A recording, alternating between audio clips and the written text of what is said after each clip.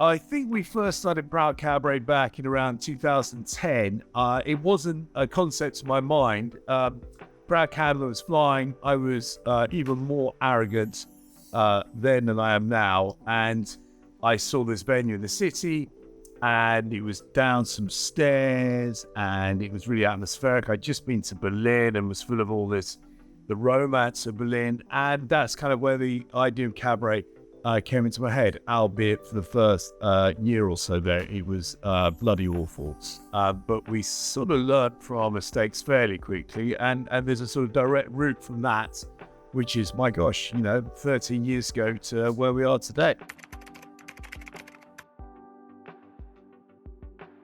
Most of the ideas I have are either stolen from people far more intelligently creative than myself, or just inspired by being some. I think place for me is more exciting than concept. So whenever I see venues or go places, I always have ideas that are inspired by that. I think I love going to places. Sadly, I hardly ever get to go anymore. When I was younger, I used to go to New York all the time. And when you go to other cities, recently I was in Morocco, or Mallorca last summer, and you see things, and then that inspires ideas in your head. So I think that cross-cultural reference is really important, and which is why I hated lockdown so much. The idea of being stuck in a little town or even a big city like London, basically on your own, was the anathema to the creativity, if I had any.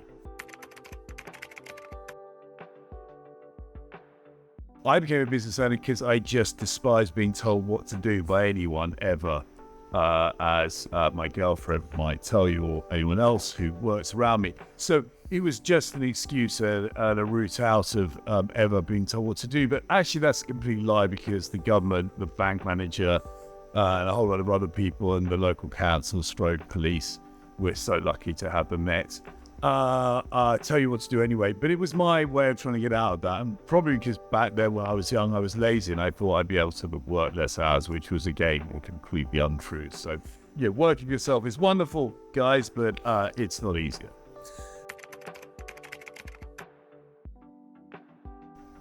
Celebrities, yeah, I normally get them wrong. So over the years, I mean, everyone's been here somewhere along the line or one of the venues.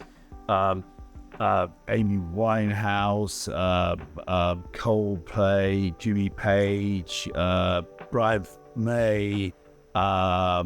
We had the Kinks at the Gallery recently. We kind of had everyone. Paul McCartney, we did a photographic show of Paul McCartney. I actually had to sit in business meetings with Paul McCartney on a Monday morning. That's quite ahead. On a Monday morning, sitting with Paul McCartney, just having a bog-standard business meeting. And the weird thing about Paul McCartney, Sir Paul McCartney, he is so normal, apart from the slightly strange. Yeah. Are there any particular obstacles that you've had to overcome owning a cabaret? Running a business like this is one massive obstacle constantly. It's nice when you have a week where there isn't an existential threat to your entire existence. It's been pretty long-winded. I think I had bodyguards twice for 6 months because people actually were trying to kill me or break my legs. The police have tried to close us twice. We've been bankrupt a couple of times. To name a few, there's an awful lot of obstacles. I think you've got to be made of fairly stern stuff to run a big hospitality venue these days. I mean, even some of the Gordon Ramsay, people like that, have had massive troubles. It's a really tough industry. I mean, it's very highs and lows. You have incredibly inspiring, amazing nights, normally provided by your performers and your staff and the amazing food and service. But then there are some pretty dark times which are normally awful. Milestones that we've had. When we first opened the original Proud Campton with the big terrace, the famous terrace, and that got shut down by the landlord after about a year. And opening the horse hospital, everyone said it couldn't be done, and the council said no, and the landlord said no, and the police said no. And I had no money because of the first one shut down. My ex-business partner, someone who tried to kill me, one of those people, took it all. So we had no money, and I remember it was a really harsh year getting that open, but slowly but surely we managed it. That was a big moment in my life. Getting kids out there again and opening this was pretty big. But I tend to find waking up every day and making it to the end of the day is a fairly major milestone in my life. Inspirations. I like places, as I said earlier. I like, going to places, and that inspires me. I love going to brilliant people's restaurants or clubs or theatres or whatever else. I find that massively inspiring because there's so many brilliant people. I think you always get quite shocked when you travel. I mean, in Morocco recently, and seeing the architecture from the turn of the century, the turn of the 19th to 20th century, and seeing the stunning beauty of the houses that were made and the detail and the skill. And it always makes you feel terribly small because you realize what we do is fairly rubbish compared to that. So I think places inspire me more than people on the whole.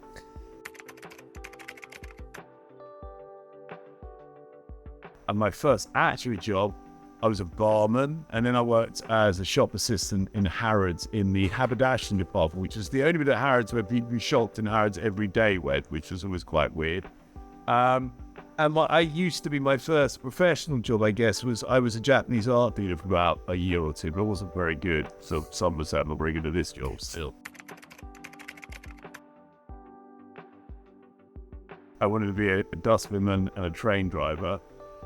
I actually wanted to be a politician and a diplomat. I couldn't be a diplomat because I'm really bad at languages, and I couldn't be a politician because I've done way too many bad lots of things. But I was lucky enough to advise Charles Kennedy for many years till he sadly passed away, and I used to really be involved in the Liberal Party, or the Liberal Democrats, which I enjoyed tremendously. And I liked having a newspaper column because no one can really argue. You just write, they have to read it or not read it. So that was quite entertaining. So I love those things. I like the juxtaposition of having very different interests. I mean, I'm still obsessed with history, and I read history all the time, and I read foreign affairs and The Economist, and I like having the juxtaposition of that versus this very different lifestyle.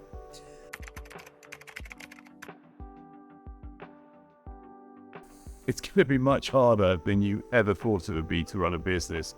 And it kind of never ends, and the bit where you think you're going to get rich never really happens. But you're going to have loads of fun and meet amazing people and laugh and enjoy waking up most mornings and think that your life is pretty exciting and eventful. I think you should very rarely do things for the single sake of thinking you'll make money, because that's a really rubbish incentive. And if you do it for that reason, you're probably going to be disappointed.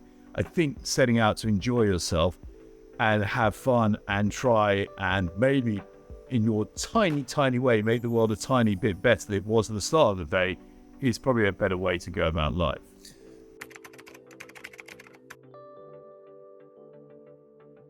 I choose any location. It'd be New York. I almost opened a bar in New York, 20 years back with a great friend of mine called Clarence, and I'm really annoyed I didn't. I used to love going to it. I used to run a publishing company with Rankin, so I used to travel to New York all the time selling books over there.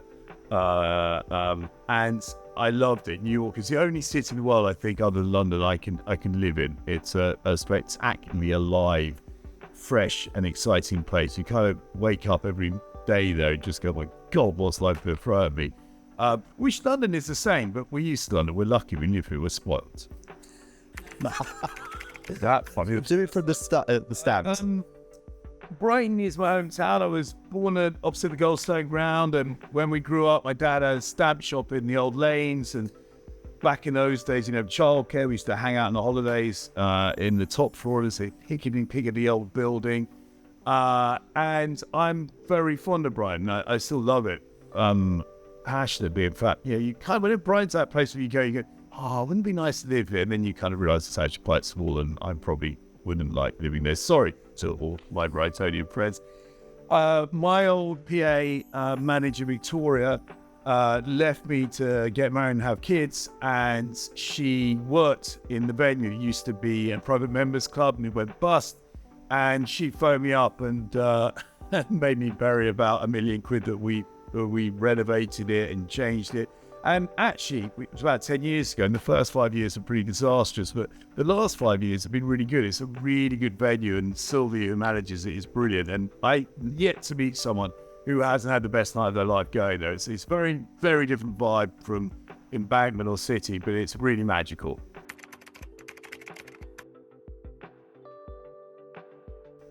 Where Proud goes, heaven only knows. I'll tell you when I wake up tomorrow morning.